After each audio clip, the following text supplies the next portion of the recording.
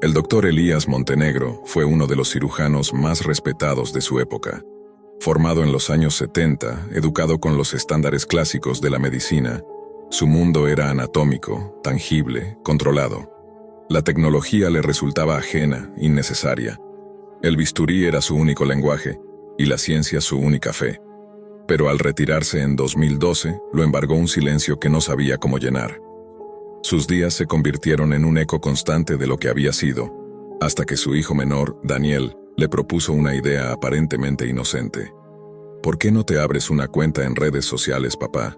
Puedes hablar de medicina, ayudar a estudiantes, subir videos. Con escepticismo, el doctor aceptó. Pronto se hizo de un pequeño canal donde explicaba procedimientos quirúrgicos, daba consejos médicos y hablaba de ética profesional. Lo que comenzó como curiosidad terminó volviéndose obsesión. Elías descubrió que en Internet se podía tener audiencia, respeto, incluso admiración, sin ponerse una bata. Pero entre foros, plataformas y grupos de discusión, comenzó a recibir mensajes privados extraños. Invitaciones a conversaciones exclusivas para profesionales más abiertos de mente. Una de ellas captó su atención por su tono culto, casi filosófico. Hablaban de la cirugía como un acto divino, una transgresión permitida solo a los elegidos. Le ofrecieron acceso a un círculo cerrado de networking médico con otros profesionales de distintas partes del mundo. El enlace no era público, era una dirección .onion. Daniel, su hijo, tuvo que enseñarle cómo usar Tor. Elías mintió, diciendo que era para acceder a textos antiguos de medicina que no encontraba en la web convencional. No quería parecer ingenuo. Al ingresar, la interfaz era cruda, arcaica, pero el contenido era fascinante. Conversaciones entre supuestos médicos que hablaban del alma humana como si fuese un órgano más, de operaciones que trascendían la materia, y de algo que llamaban el sacrificio profesional. Una noche, recibió una invitación para una fiesta de contacto en Lisboa. Le dijeron que allí conocería a verdaderos líderes del nuevo paradigma médico. Viajó solo, asegurando que era una conferencia sobre neurocirugía. Nadie en su familia sospechó. El lugar era una casa antigua, a las afueras de la ciudad. No había logos, ni credenciales, ni nombres. Solo un anfitrión con guantes quirúrgicos y una sonrisa de mármol. La primera hora fue normal. Vino, conversación, teorías extravagantes sobre longevidad y conciencia. Luego los asistentes se pusieron túnicas negras, como si fuera parte de una broma o performance. Elías, incómodo, intentó irse, pero una mujer de cabello blanco y voz suave le tomó del brazo y le dijo: «¿No quieres ver lo que es posible cuando uno deja de temerle a la verdad?». Lo llevaron a un sótano sin ventanas. En el centro, un círculo de sal, y en el medio, una figura humana atada, anestesiada. «Solo observamos», le dijeron. «La decisión es de él». El cirujano de Kansas, otro invitado, entró al círculo, tomó un bisturí de obsidiana y extrajo cuidadosamente una parte del tejido del pecho del sujeto. Al instante, comenzó a recitar palabras en un idioma que Elías no reconocía. No era una performance, no era una clase, era un ritual. Esa noche no pudo dormir. Y sin embargo, una semana después, recibió una oferta como asesor internacional en una clínica privada de lujo, sin haber aplicado. Luego una editorial le propuso un libro, invitaciones a entrevistas, un renacer profesional. Pero en casa algo cambió. Su hija Clara, de 11 años, comenzó a tener pesadillas recurrentes. Hablaba de un cirujano de sombras que se sentaba en su cama a observarla dormir. Despertaba con marcas en los brazos, cortes superficiales, simétricos, quirúrgicamente precisos. Al principio pensaron que era sonambulismo, luego, autolesiones. Pero ninguna cámara captó nada. Y Clara aseguraba no recordar cómo aparecían. Una noche Elías la escuchó murmurar en sueños frases en un idioma que reconoció. Era el mismo que escuchó en Lisboa. Algo se quebró dentro de él. Buscó ayuda espiritual, médica, psicológica, pero los síntomas empeoraban. Clara dejó de comer, su piel se volvió ceniza y sus ojos parecían cada vez más distantes. Fue entonces cuando una figura anónima le escribió desde la Deep Web. Le ofreció una opción, un ritual inverso, un exorcismo digital, una reversión del pacto. Pero debía cumplir una condición: abandonar todo lo que había ganado desde entonces. Su carrera, su imagen, sus contratos, incluso su país. Elías aceptó sin dudarlo. Volaron a España. Un monasterio en Galicia los recibió en secreto. El ritual fue brutal. No hubo velas ni incienso. Solo Clara gritando en lenguas antiguas mientras dos monjes tallaban un símbolo en su espalda con una aguja de hueso. Elías no pudo mirar. Cuando terminó, su hija se desmayó durante 3 días. Y al despertar, solo dijo una cosa. Él ya no está. La familia cambió de identidad. Nadie volvió a saber del doctor Elías Montenegro. Sus cuentas fueron eliminadas. Su canal de videos desapareció. Pero en ciertos foros oscuros aún circula un archivo con su nombre, una grabación borrosa, sin fecha, donde se ve a un hombre con bata blanca hablando en un idioma ininteligible, mientras disecciona algo que no parece humano. Y si escribes su nombre completo en ciertos motores ocultos, aún puedes recibir una invitación a esa misma fiesta. Porque en la Deep Web, los pactos nunca se rompen del todo. El monasterio gallego donde se refugiaron no figuraba en ningún registro turístico ni eclesiástico. Lo cuidaban 3 hermanos benedictinos de edad avanzada, que no hacían preguntas. Uno de ellos, el más joven, parecía reconocer a Elías. No por sus videos, sino por algo más antiguo, como si su presencia hubiese sido anunciada mucho antes de su llegada. Clara, aún débil, dormía largas horas durante el día, pero en las noches comenzaba a murmurar con una voz que no era la suya. No gritaba ni lloraba, solo pronunciaba nombres, algunos en español, otros en lenguas muertas. Uno de ellos se repitió varias veces, Nekhael. Al buscar esa palabra, Elías no encontró resultados en Google ni en bases de datos médicas. Pero uno de los monjes le mostró un libro encuadernado en piel, con símbolos grabados a mano. Nekhael aparecía allí, como un intermediario, una figura demoníaca invocada por antiguos alquimistas cuando deseaban obtener conocimiento prohibido a cambio de vida ajena. No se trataba de una entidad visible, sino de una presencia que elegía casas, familias o incluso linajes enteros como pago por el conocimiento compartido. La teoría de los monjes era devastadora. Elías no había pactado por error. Había sido elegido mucho antes, quizá por su propia curiosidad, su ambición contenida o su historial quirúrgico cargado de arrogancia silenciosa. El ritual de Lisboa no fue una prueba, fue una activación. Nekhael ya lo venía siguiendo desde antes. Los síntomas en Clara cesaron durante algunos días. Incluso jugó en los jardines del monasterio, algo pálida, pero lúcida. Parecía haber paz. Hasta que una noche, mientras Elías organizaba sus papeles médicos para destruirlos, la electricidad del monasterio falló por completo. No hubo tormenta ni viento, solo oscuridad total. En ese silencio absoluto, Clara comenzó a gritar desde su habitación. Cuando llegaron, encontraron su cama vacía, la ventana abierta y una frase escrita en el espejo con una sustancia oscura. El conocimiento es deuda. La deuda se hereda. La buscaron durante horas. Monjes, vecinos, incluso la Guardia Civil se involucró. Pero no había rastro. Al amanecer la niña regresó sola, caminando por el bosque. Iba descalza, cubierta de barro, pero sin una sola herida. En la mano traía un frasco pequeño de vidrio, con algo dentro que parecía un diente humano, y algo más.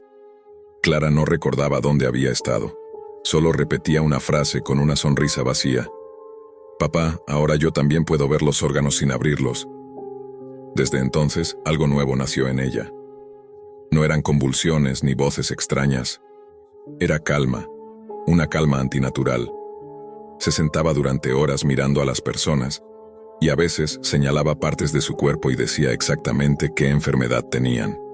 Elías, horrorizado, comenzó a escribir un diario. No confiaba en nadie más. En una de sus anotaciones escribió: «Clara no está poseída, está siendo instruida, como lo fui yo. La diferencia es que yo pacté y ella fue marcada. Esa marca, la cicatriz en su espalda con forma de círculo dentado, nunca cicatrizó del todo. Incluso tras semanas, seguía latiendo bajo la piel como si respirara por sí sola. Y entonces comenzaron los sueños. No solo en Clara, también en Daniel, su hijo, incluso en su esposa. Todos soñaban con salas de operaciones infinitas, donde cirujanos sin rostro abrían cuerpos humanos sin tocarlos, donde los órganos flotaban, expuestos, girando como planetas. Y en el centro de todo, un altar hecho de bisturís oxidados y pantallas sin señal. Una noche, Elías fue despertado por un zumbido grave. No venía de ningún aparato. Era un sonido que vibraba desde el suelo. Su laptop, que había mantenido apagada durante semanas, se encendió sola. Una ventana se abrió sin su intervención. No era un navegador ni un archivo, solo una imagen pixelada de una figura quirúrgica, sin rostro, cubierta de sangre, que levantaba un dedo como pidiendo silencio. Debajo, una cuenta regresiva había comenzado. 14 días. La deuda no se cancela, solo cambia de forma. Elías cerró la laptop de un golpe. Cuando volteó, Clara lo observaba desde la puerta. Sonreía, como si supiera que ya era tarde. El doctor Montenegro intentó hacer lo imposible por proteger a su familia. Durante los días siguientes, destruyó todos los dispositivos electrónicos de la casa, móviles, router, incluso el microondas. Pero aún sin tecnología, el pulso de esa cuenta regresiva seguía manifestándose. En los sueños, en los espejos, en la piel de Clara. A los 7 días, su esposa comenzó a escuchar una voz en el pozo del monasterio. A los 10, Daniel despertó con hemorragias nasales y episodios de pérdida de memoria. Cada vez que hablaba con Elías, parecía olvidar conversaciones anteriores, como si su mente estuviera siendo borrada poco a poco. Clara, en cambio, cada día hablaba menos y observaba más. Una noche, mientras el doctor revisaba antiguos textos del monasterio, encontró una carta escrita a mano con tinta roja. No era dirigida a él, sino por él. Reconocía su caligrafía, aunque no recordaba haberla escrito. La carta decía: «Yo ofrecí la luz de mi linaje. Que Clara sea la receptora. La culpa me pertenece, pero la herencia es inevitable. Con este pacto me libero de la cadena. Firmado, Elías Montenegro, enero de 2023». Ese fue el golpe final. Comprendió que todo lo vivido desde Lisboa no fue una caída, sino una transición. Que Clara no fue tomada, fue preparada. Que Nejael no exigía almas por castigo, sino por herencia. Y él, al aceptar conocimiento a cambio de sangre, había hecho de su hija el nuevo recipiente. El día 14 la cuenta regresiva terminó. Nada ocurrió en el exterior. No tembló la tierra. No sonaron gritos. Solo Clara se levantó al amanecer, entró al estudio de su padre y le entregó una caja de metal negra. Dentro había un bisturí envuelto en un trapo blanco. «Es tuyo, pero ahora yo decido», le dijo con voz seca. Desde entonces el doctor Montenegro no volvió a hablar. Los monjes encontraron su cuerpo una semana después, sentado en posición fetal frente a la imagen de San Lucas, patrón de los médicos.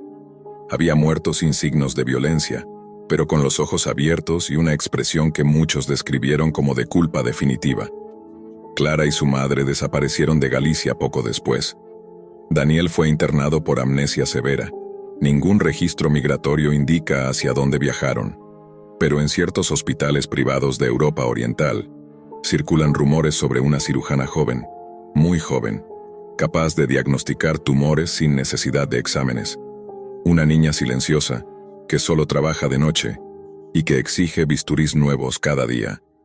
Y en la Deep Web, un nuevo foro ha surgido bajo el nombre Neckel R3. Su logo es un círculo dentado. El acceso está restringido. Solo se puede ingresar con una clave que ha comenzado a circular por correo físico entre antiguos médicos y estudiantes de anatomía.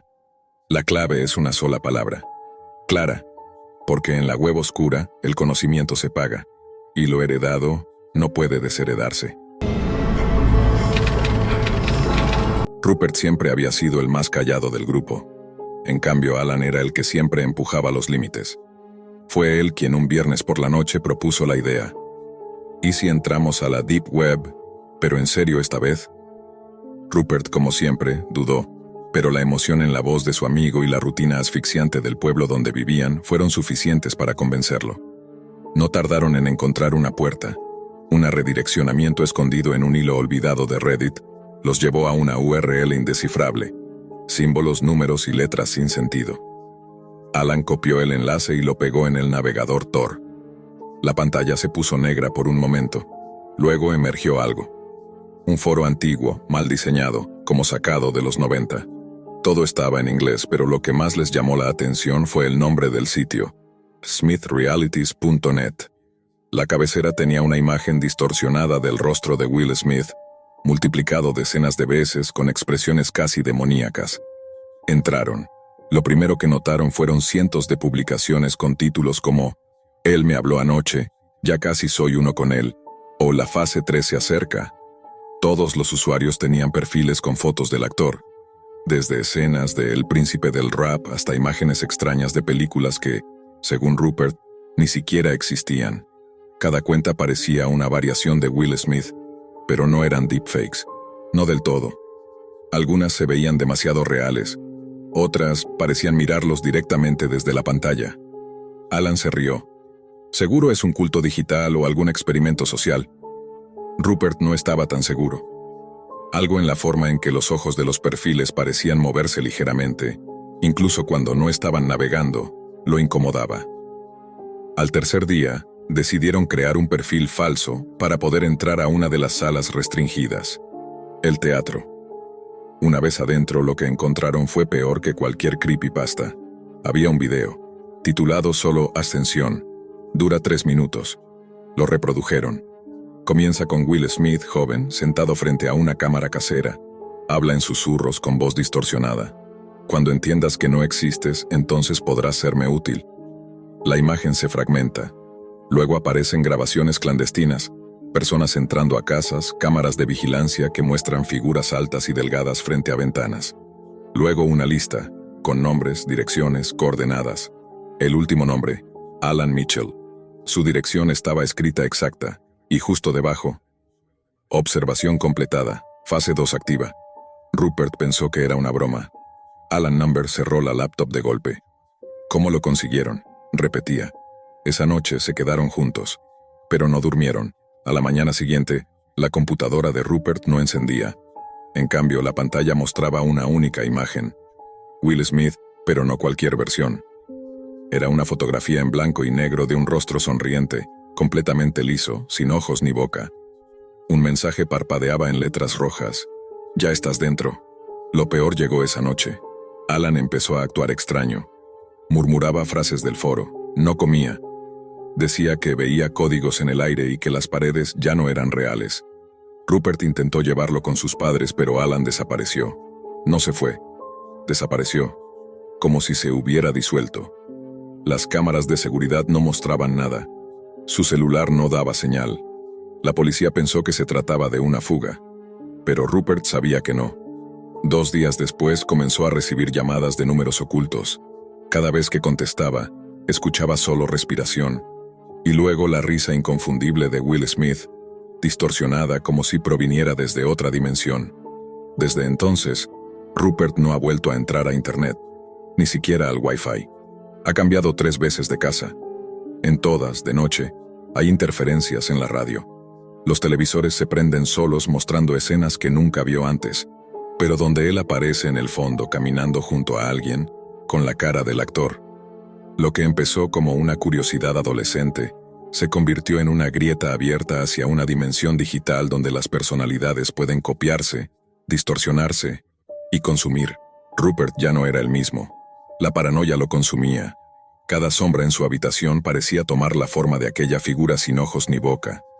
Su mirada se había vuelto esquiva, como si siempre intentara escuchar algo más allá del mundo real.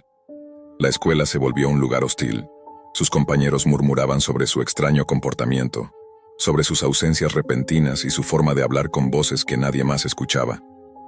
Una noche, impulsado por un impulso que no pudo controlar, volvió a conectar su vieja laptop. La pantalla se iluminó mostrando la misma imagen de Will Smith sin rostro, pero esta vez, un nuevo mensaje apareció. El juego comienza de nuevo. Elige, sumérgete o escapa. Rupert sintió un frío paralizante recorrer su espalda, pero la curiosidad, o tal vez la desesperación, lo empujó a hacer clic en un enlace que apareció debajo del mensaje. Se cargó una nueva página, con una interfaz sencilla, donde se le ofrecía una opción: un chat en vivo con alguien llamado El Guardián. En el chat, la tipografía era irregular, como si las letras se escribieran con dificultad. No puedes escapar. Esta realidad está codificada para absorberte. Pero si quieres luchar debes conocer las reglas. Rupert tipeó frenéticamente. ¿Quién eres? ¿Qué quieren de mí y de Alan? La respuesta tardó segundos, pero cada segundo se sintió como un minuto. Alan fue la primera prueba. Él cayó en la sombra y fue consumido. Tú eres la segunda. Pero hay una manera. Debes entrar al teatro y enfrentar al otro Will. Solo así podrás romper el ciclo. El teatro. Rupert recordó el video de la ascensión. Pero ¿cómo entrar de nuevo sin ser detectado? Durante días buscó la forma navegando en foros, grupos clandestinos, y cada vez sentía que lo vigilaban. La frontera entre la realidad y la red se desdibujaba. Comenzó a notar fallos en la lógica de su entorno. Objetos que desaparecían, voces que se escuchaban a través de sus auriculares cuando no había nadie, y en su reflejo, fugazmente, la sonrisa sin ojos de aquel Will Smith liso. Mientras tanto, en las sombras del mundo real, figuras encapuchadas comenzaron a aparecer cerca de su casa. Nadie las vio, pero Rupert las sintió. En una de esas noches, escuchó golpes en la ventana, miró hacia afuera y vio una mano blanca, demasiado larga, deslizarse lentamente por el cristal. Intentó gritar, pero su voz se quedó atrapada en su garganta. El terror no era solo digital. La secta, ese culto que se hacía llamar los realizadores, se había materializado. Habían trascendido el teclado y la pantalla para habitar el mundo físico, rastreando a sus seguidores para convertirlos en piezas de un plan mayor. Rupert estaba atrapado en un limbo entre dos mundos, uno donde las reglas de la lógica ya no aplicaban, y otro donde la muerte podía llegar en forma de una sombra que devoraba almas. La única esperanza era entrar de nuevo a la Deep Web y enfrentarse a lo que él llamaba el otro Will, una entidad que parecía poseer el poder de distorsionar la realidad misma. Pero el reloj avanzaba, y la frontera entre lo digital y lo físico cada vez se hacía más difusa. Cada vez más Rupert sentía que la Deep Web no era solo una red oculta, sino un portal hacia algo mucho más oscuro y ancestral. Rupert no tuvo más remedio que sumergirse de nuevo en aquella red oscura y enfermiza. Sabía que la opción de escapar no era real. La Deep Web lo había atrapado con garras invisibles. Esa noche, encendió la laptop en su habitación, las luces apagadas, el silencio absoluto, solo roto por el susurro del ventilador. Ingresó al foro prohibido, navegó hasta el teatro. La página le dio la bienvenida con una nueva imagen. Un Will Smith sonriente, pero con ojos huecos y una mueca torcida, como si fuera la máscara de un demonio burlón. En ese instante la pantalla comenzó a distorsionarse y Rupert sintió que algo tiraba de su conciencia, como si la realidad se deshiciera. Entonces apareció el otro Will en el chat. Bienvenido, Rupert. Has venido a elegir tu destino. ¿Aceptas perderte para encontrarte o prefieres ser consumido en la sombra eterna? Rupert, temblando, escribió: Quiero salir. La respuesta fue inmediata, cruel. Salir es morir. De repente la habitación se tornó negra. La laptop emitió un chillido ensordecedor y Rupert sintió un vacío helado en el pecho. Su cuerpo se paralizó mientras veía cómo su reflejo en la pantalla se transformaba en esa figura sin ojos ni boca. El culto de la secta no solo rastreaba a sus víctimas, las absorbía. Alan había desaparecido porque había sido devorado por esa entidad, una sombra digital que existía más allá de la pantalla y que ahora lo reclamaba a él. Los días siguientes nadie volvió a ver a Rupert. Su casa quedó vacía salvo por la laptop abierta, que mostraba un único mensaje: Ahora somos uno. El culto Los Realizadores seguía activo, y la Deep Web, con sus horrores ocultos, esperaba a la próxima curiosidad ingenua que navegara sin miedo. Sin saber que en esa red oscura, algunas figuras famosas pueden ser la cara de algo mucho peor. Sandra era una adolescente común, pero con una obsesión que la alejaba cada vez más de la realidad. La Dark Web, lo que para muchos era un territorio prohibido y desconocido, para ella era un misterio que debía explorar. Pasaba horas navegando en foros ocultos y canales secretos, buscando algo que la sacara de la monotonía, algo que la hiciera sentir viva o diferente. Un día, entre los rincones más oscuros de la red, Sandra encontró un archivo que llamó su atención, un ritual llamado el hombre masticable. La descripción era vaga, apenas unas líneas que hablaban de un poder antiguo y una puerta que se abría solo para quienes estaban dispuestos a sacrificarse. Lo extraño era que el archivo venía acompañado de videos distorsionados y mensajes cifrados que parecían susurrar directamente en su mente. Sin contarle a nadie, Sandra comenzó a intentar reproducir el ritual en su habitación. Era como si la Dark Web estuviera entrando en su realidad, susurrándole instrucciones, manipulando su voluntad. Su hermana Carla empezó a notar cambios. Sandra estaba más callada, desconectada, con ojeras profundas y una obsesión creciente por el ritual. Las noches se volvieron tormentosas, llenas de sombras en la casa y sonidos extraños que Carla no podía explicar. Una tarde, Sandra desapareció por horas, y cuando volvió, parecía otra persona. Carla intentó hablar con ella, pero Sandra solo repetía fragmentos del ritual y frases sin sentido, como si estuviera atrapada en otro mundo. Los días siguientes, Carla comenzó a encontrar mensajes ocultos en el móvil de Sandra, escritos en un lenguaje incomprensible, y fotos de figuras grotescas, sombras que parecían masticar la realidad misma. Algo estaba mal, muy mal.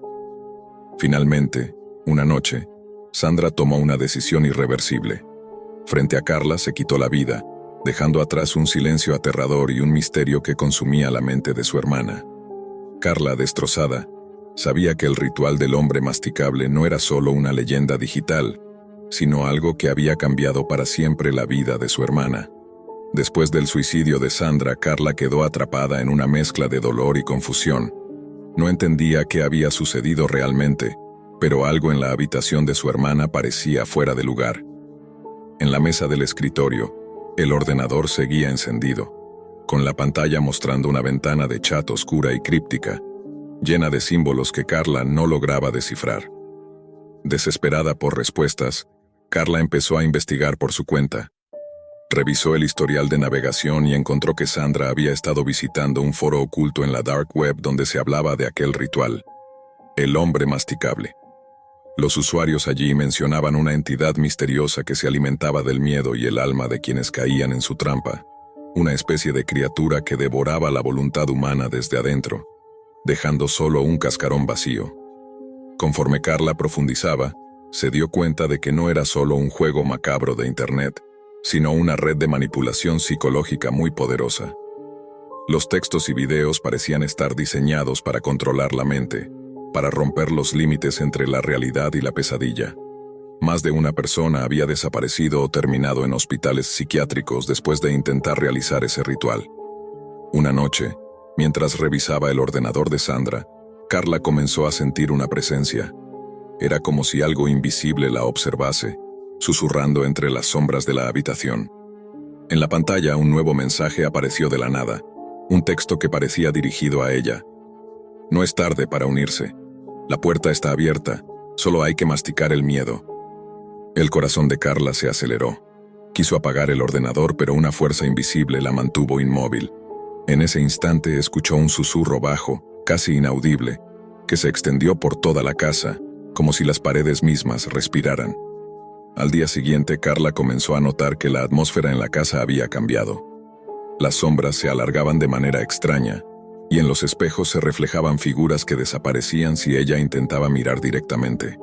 Sus sueños se llenaron de imágenes del ritual. Una figura oscura con una boca gigantesca, llena de dientes afilados, que parecía querer devorar su mente. Cada vez que intentaba hablar con alguien sobre lo ocurrido, sentía que la gente no la entendía o la miraba con miedo. Poco a poco se aisló, sintiendo que la influencia oscura que había atrapado a su hermana también estaba empezando a tocarla a ella. Carla se dio cuenta de que el ritual no terminaba con la muerte de Sandra, sino que era un ciclo perpetuo. El hombre masticable no solo era una criatura, sino una fuerza que se alimentaba de la desesperación humana, usando la Dark Web como portal para entrar en las vidas de quienes buscaban respuestas prohibidas. La única esperanza de Carla era entender qué secretos ocultaba su familia. Al revisar viejas fotos y documentos encontró pistas inquietantes, antiguos rituales, símbolos grabados en paredes de la casa y cartas de un antepasado que había investigado fenómenos paranormales relacionados con fuerzas oscuras. Carla, consumida por la desesperación y la creciente sensación de que algo invisible la acechaba, decidió investigar el pasado de su familia con más detalle. Entre viejos álbumes encontró una carta amarillenta escrita por un bisabuelo que hablaba de un antiguo pacto hecho en la oscuridad, una entidad masticable que había sido sellada en la casa, pero cuya presencia nunca desapareció del todo. El bisabuelo advertía que aquel ser se alimentaba del miedo y la tristeza, buscando abrir una puerta para regresar y devorar las almas de quienes se atrevieran a buscarlo. El ritual del hombre masticable no era más que la llave para liberarlo. Carla comprendió entonces que la obsesión de Sandra no fue casualidad. La criatura la había elegido, usando la Dark Web para atraerla, para abrir esa puerta prohibida. Y ahora la puerta estaba a punto de abrirse de nuevo. Una noche, frente a la misma computadora donde Sandra había sucumbido, Carla decidió enfrentar el ritual. Sintió el frío recorrer su cuerpo mientras las palabras y símbolos aparecían en la pantalla, igual que antes. Las voces susurrantes la rodearon, intentando morder su voluntad, arrancarle el miedo para alimentarse. Pero Carla tenía algo que Sandra no: la fuerza para resistir. Recordó las palabras del bisabuelo y las grabó en voz alta, pronunciando el antiguo conjuro de sellado que encontró en la carta. El aire se volvió pesado, las sombras se retorcían en la habitación, y una figura monstruosa emergió de la oscuridad, con una boca gigantesca llena de dientes que parecían romper la realidad misma. Con cada palabra del conjuro la criatura retrocedía, rugiendo en una mezcla de rabia y dolor. Carla mantuvo la mirada fija sin ceder al miedo. Finalmente, con un último grito, la figura desapareció, y la atmósfera volvió a la calma. La puerta oscura que había estado abierta durante tanto tiempo se cerró de golpe. Carla, exhausta y marcada para siempre por la experiencia, supo que la batalla había terminado, al menos por ahora. Pero la Dark Web seguía allí, con sus rincones prohibidos y rituales ocultos, esperando a la próxima alma que buscara respuestas en la oscuridad. Jason siempre había sentido una fascinación peligrosa por lo desconocido. Desde pequeño, la tecnología había sido su refugio, un mundo en el que se sentía capaz de dominar todo. Con el paso de los años, esa curiosidad se transformó en obsesión y eventualmente en una exploración que lo llevó a las sombras digitales de la Dark Web. Lo que para muchos era un mito o una leyenda urbana, para Jason era un terreno real y tangible, un universo paralelo donde se escondían secretos que nadie quería que salieran a la luz. Entre foros encriptados y sitios ocultos, encontró información sobre actividades ilícitas, desde mercados negros de armas hasta rituales y subastas humanas. Un día, mientras navegaba sin mucha intención, recibió un mensaje privado con un enlace que no podía evitar abrir. La página lo condujo a una subasta en vivo. Imágenes distorsionadas, voces distantes y entre la multitud, figuras humanas en situaciones inquietantes, sometidas a la voluntad de los compradores. No era una simple transmisión, era un mercado real donde las vidas se vendían al mejor postor. Jason intentó cerrar la pestaña, pero en ese instante sintió que algo no estaba bien. Su computadora comenzó a fallar. Programas que nunca había instalado aparecían en segundo plano. Un escalofrío recorrió su espalda.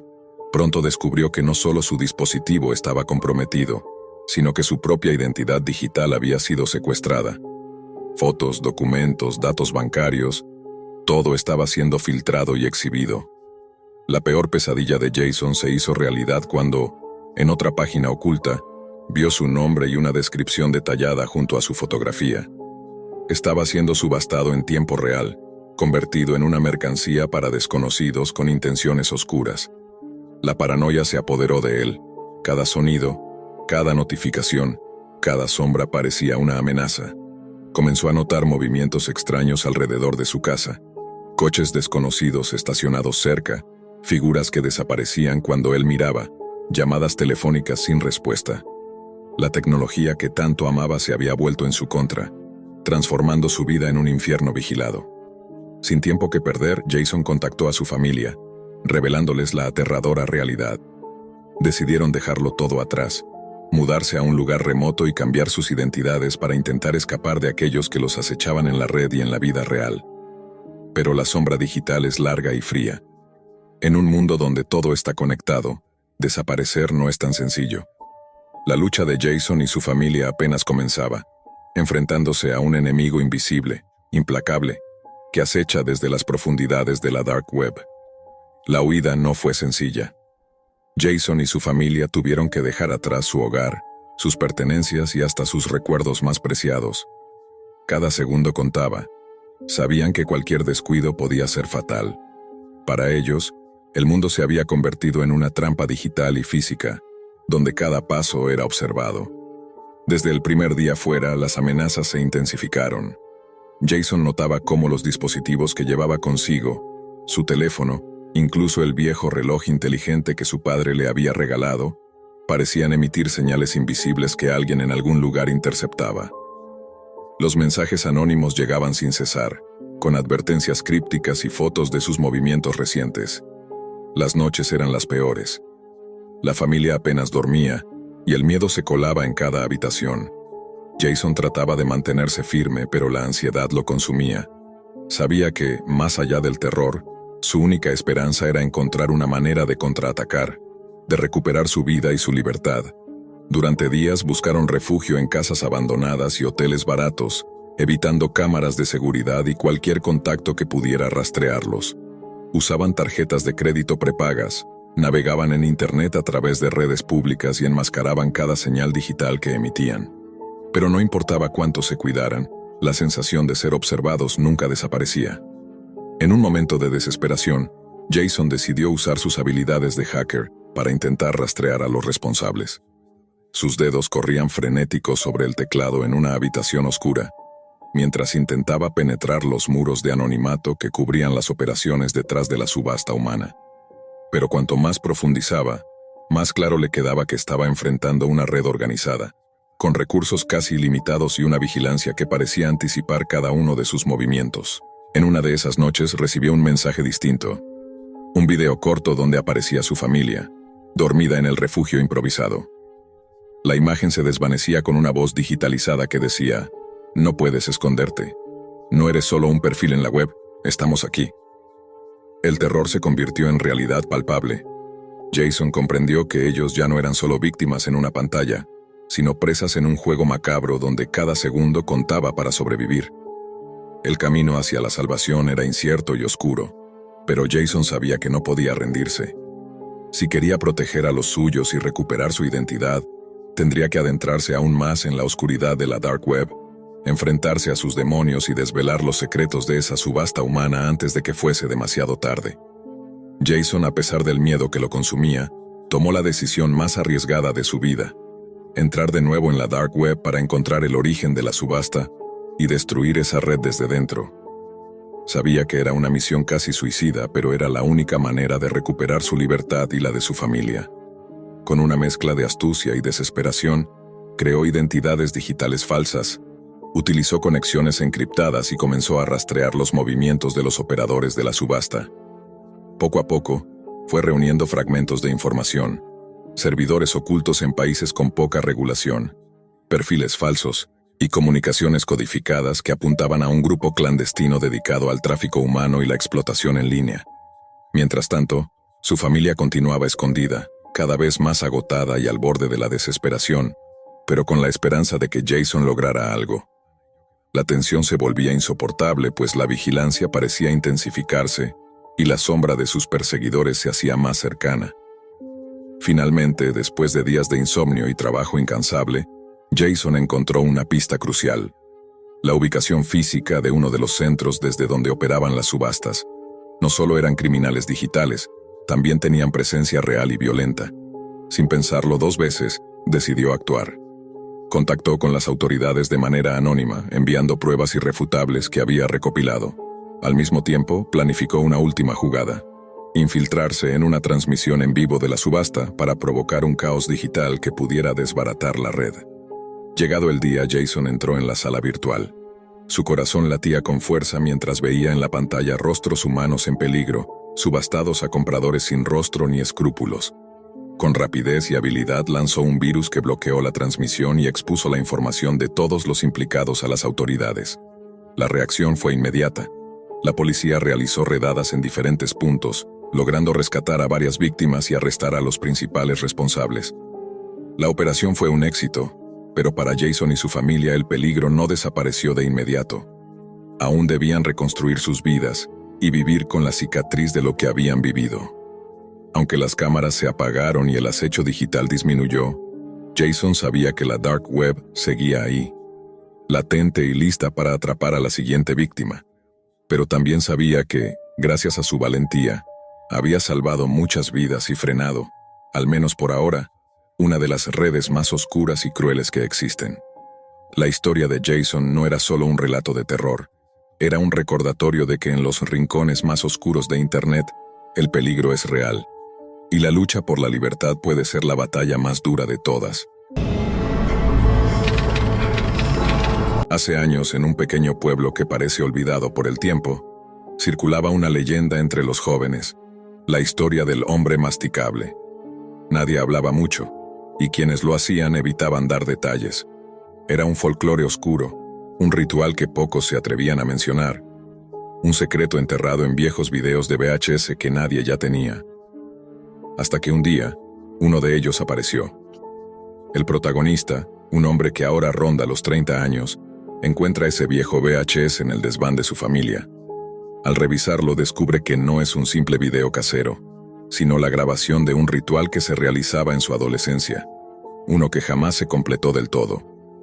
Intrigado decide investigar más a fondo, y reúne a un grupo de amigos para reproducir el ritual, basándose en las imágenes y símbolos que aparecen en el video. La investigación los lleva a la Deep Web, donde entre foros oscuros y comunidades ocultas, encuentran testimonios y pistas sobre el hombre masticable. No es solo una leyenda local, sino una entidad que algunas personas aseguran que ha trascendido dimensiones, devorando no solo cuerpos, sino también mentes y recuerdos. Los videos antiguos, las pistas digitales, todo parecía formar parte de un rompecabezas mucho más grande y aterrador. Cuando el grupo reproduce el ritual en una noche sin luna, siguiendo al pie de la letra lo que el VHS muestra, empiezan a sentir que algo está mal. La atmósfera cambia, el aire se vuelve denso y pesado, y una presencia invisible comienza a acecharlos. Uno a uno, los amigos empiezan a desaparecer o mostrar signos de locura profunda. Algunos vecinos, al enterarse, reaccionan con miedo y niegan cualquier vínculo con el ritual. De hecho, pronto el pueblo comienza a borrar toda evidencia, queman documentos, borran videos y silencian a quienes intentan hablar. Es como si una conspiración colectiva protegiera ese secreto, manteniendo al hombre masticable oculto y asegurándose de que nadie escape a su destino. El protagonista lucha por entender qué es real y qué no, mientras la línea entre la realidad y lo sobrenatural se vuelve cada vez más difusa. ¿Qué es el hombre masticable? ¿Una criatura de otro plano? ¿Un monstruo interdimensional? ¿O solo un eco de un miedo ancestral demasiado grande para enfrentarlo? Conforme pasan las noches tras el ritual, el protagonista siente que el tiempo se distorsiona a su alrededor. Los objetos en su casa cambian de lugar, sombras parecen deslizarse por las paredes, y ese extraño sonido de masticación reverbera en sus pensamientos, incluso cuando está solo. Intenta hablar con sus amigos sobrevivientes, pero ellos ya no son los mismos. Uno de ellos ha perdido la razón, murmurando incoherencias sobre dientes gigantescos que lo persiguen. Otro desapareció sin dejar rastro, como si el pueblo se lo hubiera tragado. Desesperado, el protagonista vuelve a sumergirse en la Deep Web, buscando cualquier pista que explique cómo detener a la criatura o al menos entender su naturaleza. En foros oscuros, encuentra menciones crípticas a un pacto que se hizo generaciones atrás, un acuerdo sellado para mantener al hombre masticable encerrado, pero que ahora parece estar quebrándose. El pueblo, antes tranquilo, se vuelve un lugar hostil. Los pocos habitantes que no han huido lo miran con recelo, como si supieran que él ha desenterrado un mal que debía permanecer dormido. Encuentra en viejas bibliotecas locales libros polvorientos y anotaciones en los márgenes que hablan del ritual, pero siempre en lenguaje cifrado o metáforas que dificultan la comprensión. Mientras tanto, las desapariciones continúan. En una escena angustiante, el protagonista presencia cómo una vecina, al intentar hablar sobre el ritual, cae en un estado catatónico tras repetir sin cesar: él viene, escucha cómo mastica. El miedo colectivo hace que nadie quiera involucrarse. Las autoridades locales desestiman los hechos como histeria o enfermedades mentales. El protagonista comienza a dudar de sí mismo. ¿Está perdiendo la cordura o realmente algo más allá de lo humano está acechando su realidad? Siente una presencia constante detrás de sus pasos, un susurro que a veces se convierte en una voz que lo llama por su nombre. Cada noche, cuando el reloj marca la medianoche, el sonido de masticar vuelve, más fuerte y cercano, como si estuviera justo al lado de él. Un día, en una vieja cueva en las afueras del pueblo, descubre símbolos tallados en las paredes que coinciden con los del VHS y las anotaciones. El lugar parece ser un antiguo altar o santuario dedicado a la entidad. Allí, siente una conexión extraña, como si algo quisiera comunicarse con él a través de un lenguaje ancestral. Comienza a tener visiones fragmentadas de personas siendo devoradas, no solo en cuerpo, sino también en esencia. Sus investigaciones lo llevan a entender que el hombre masticable no solo consume carne, sino también la identidad, borrando de la existencia a sus víctimas de manera definitiva. Es como si devorara sus almas y las reemplazara por un vacío insoportable. Esto explicaría la locura de sus amigos y el silencio impuesto por el pueblo. Pero entonces, algo cambia.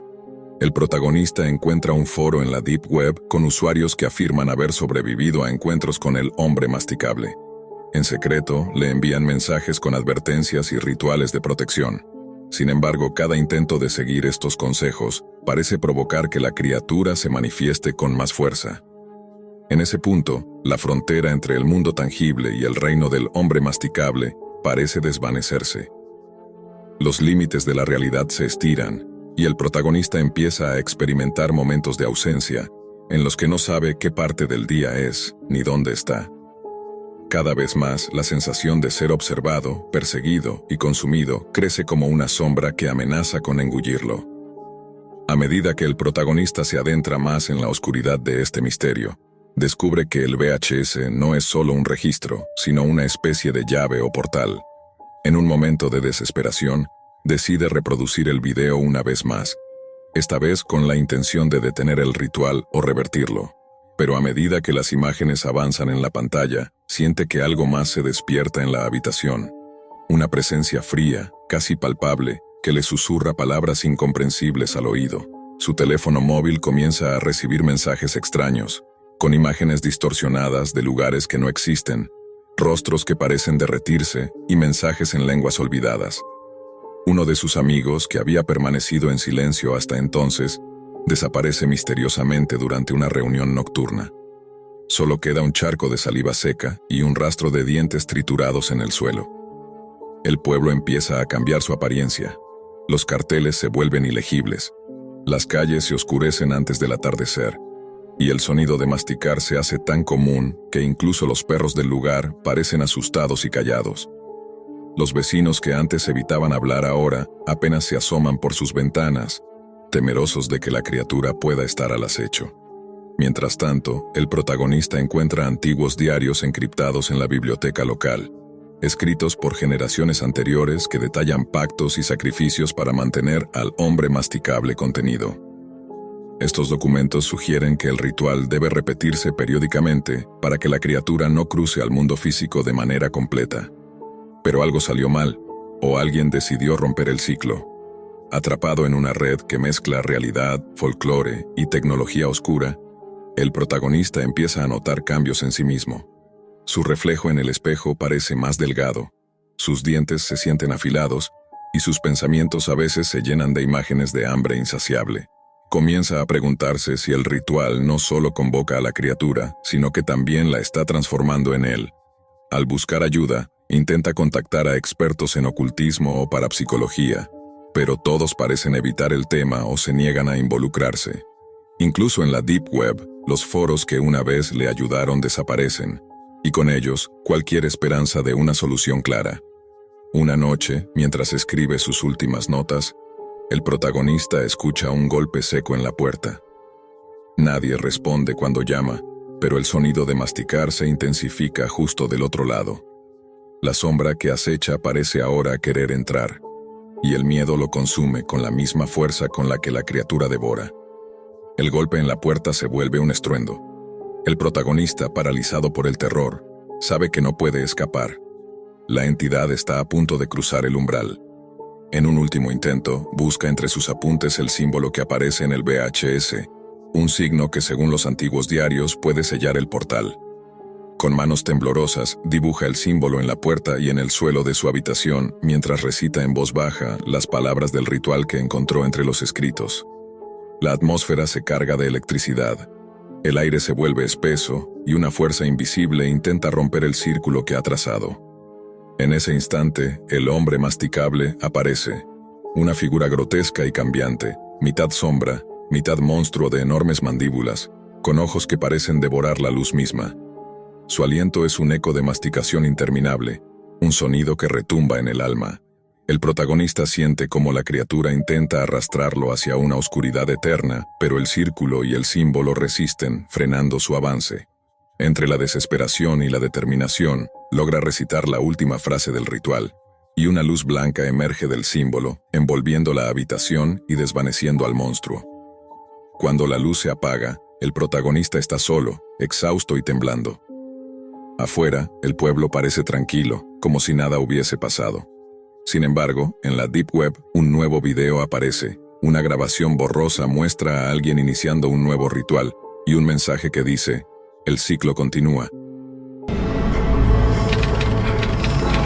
Luan nunca imaginó que una simple videollamada podría cambiar su vida para siempre. Su hermana menor, Mariana, siempre fue curiosa con la tecnología, pero últimamente había estado pasando más tiempo sola en Internet, explorando lugares que él no entendía.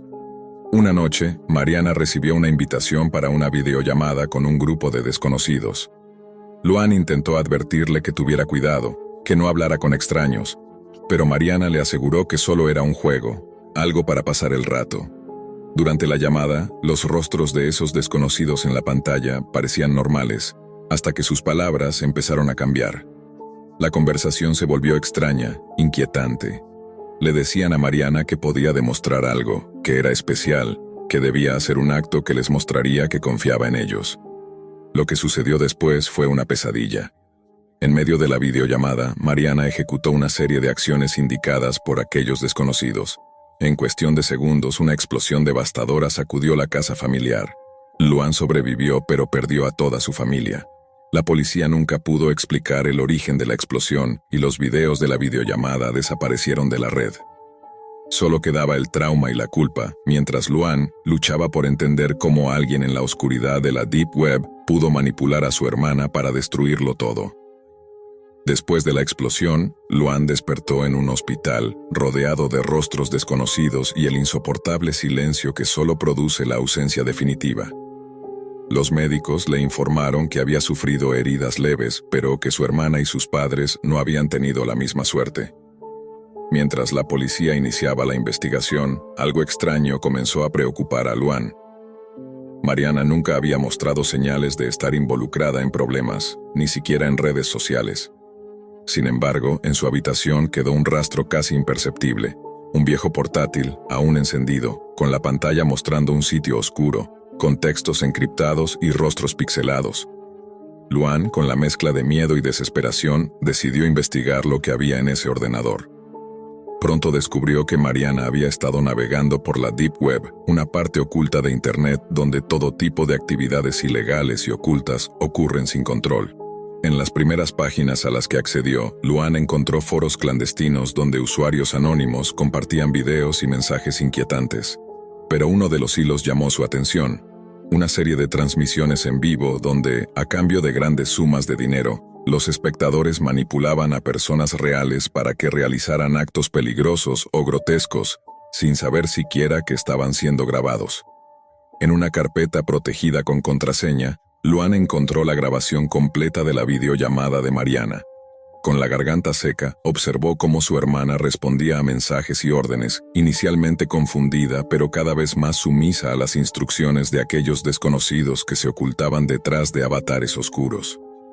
Los desconocidos insistían en que Mariana debía realizar una prueba de confianza, una prueba que supuestamente demostraría su valentía. Los mensajes eran fríos, sin emociones, pero llenos de presión y amenazas veladas. A medida que la videollamada avanzaba, Mariana sacó un pequeño artefacto que había encontrado días antes en un paquete anónimo dejado en su buzón, un objeto que ni siquiera Luan recordaba haber visto. En la grabación se veía cómo ella lo activaba, siguiendo las instrucciones, y segundos después, el estruendo que cambió para siempre sus vidas. Luan sintió que el suelo se hundía bajo sus pies. ¿Quiénes eran esos desconocidos? ¿Qué buscaban? ¿Por qué su hermana? Decidió que tenía que descubrir la verdad. Empezó a rastrear cada pista, cada dirección IP, cada mensaje cifrado. Pero la Deep Web no era fácil de penetrar.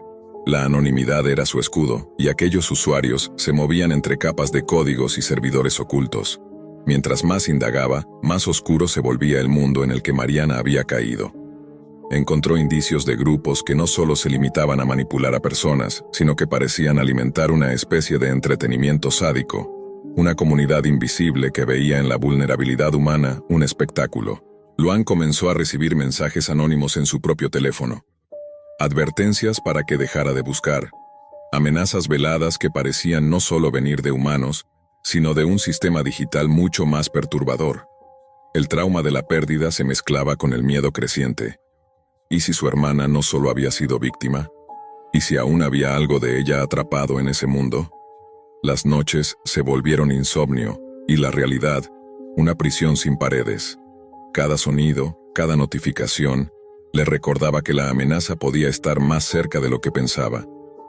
Luan no podía confiar en nadie, pero sabía que debía seguir adelante, encontrar respuestas y enfrentar la oscuridad que la Deep Web había desatado en su vida. Luan empezó a reconstruir los últimos días de Mariana con la ayuda de sus amigos y algunos registros en línea. Descubrió que ella había recibido varios mensajes extraños desde un número desconocido, siempre invitándola a jugar y a participar en desafíos que parecían inocentes al principio, pero que se volvían cada vez más oscuros y peligrosos. Los mensajes eran persistentes y con un tono casi hipnótico. Mariana, acostumbrada a buscar emociones y novedad, se dejó arrastrar poco a poco. Sus conversaciones con Luan se volvieron tensas porque ella evitaba contarle todo, como si sintiera miedo o vergüenza. Una noche, Luan encontró una nota oculta en el portátil. Confía en nadie, no pares hasta entender. Esa frase lo llevó a buscar foros especializados en ciberseguridad y dark web, intentando entender cómo alguien podía manipular mentalmente a una persona a través de una pantalla. Mientras tanto, la policía había cerrado el caso oficialmente como un accidente doméstico, sin entrar en detalles sobre la posible influencia externa. Pero Luan no podía aceptar esa explicación. Sabía que algo más oscuro estaba detrás. Con el tiempo, encontró a un ex-hacker que se dedicaba a rastrear actividades ilegales en la dark web.